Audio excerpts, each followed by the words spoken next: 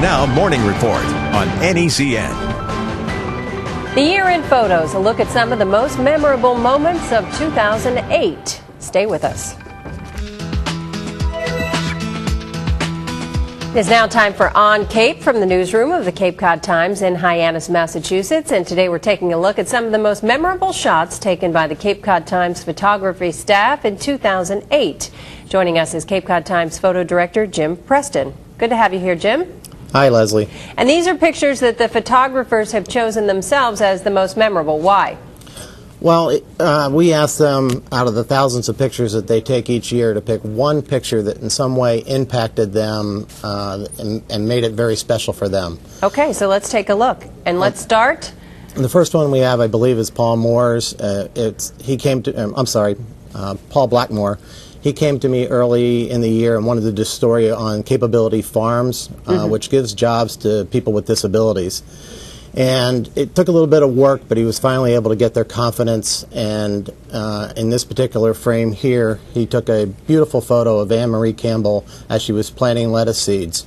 And in Paul's words, he basically said, this is supposedly society's less fortunate. He saw with this picture how precious life is to them and realized that he was one of society's less fortunate, having missed out on this for most of his life. What a wonderful story. Yeah, it was very special. We covered them all through the spring as they grew their vegetables. Yeah. Okay, next photo here. Marilee Lunsford went out and had to, I guess 3 days after we lost one of Mashpee's soldiers, or actually it was a Marine, Daniel McGuire, we had to bury another private. His name was Paul Conlon.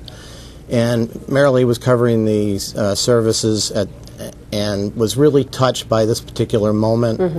Felt that she, in one way, was invading on a very private moment, but at the same time, this was Paul Conlon's mother being hugged by a very dear friend of the family's, John Borges, who was a Taunton police officer, and her other son, or Daniel's brother, is touching her shoulder or his shoulder with his grandmother. Beautiful picture. It's just wonderful. And Marilee again thought that this image summed up the pain of the international war that was suddenly in our backyard. All right, next one, Senator Ted Kennedy and his wife. Yes.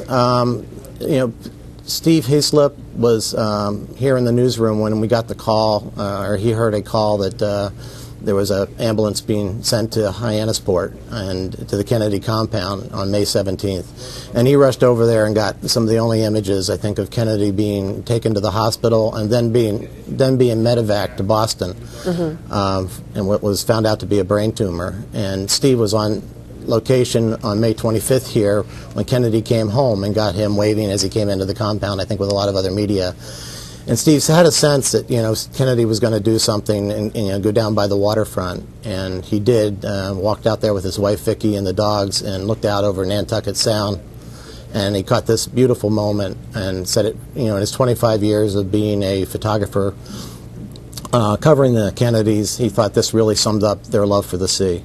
All right, we are out of time. Jim Preston, the Director of Photography for the Cape Cod Times, thanks so much for joining us. You're very welcome.